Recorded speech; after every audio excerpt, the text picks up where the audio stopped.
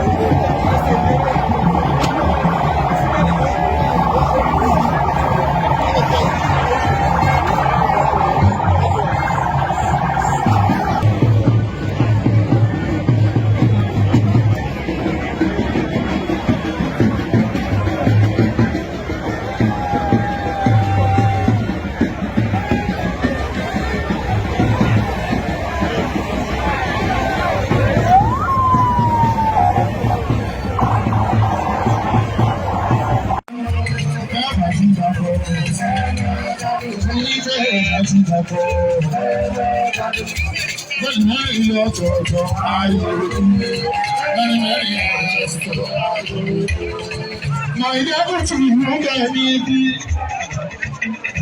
deputy governor,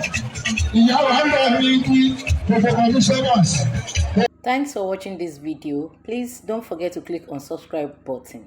Kindly comment and share. We drop new videos daily. Thank you. God bless you.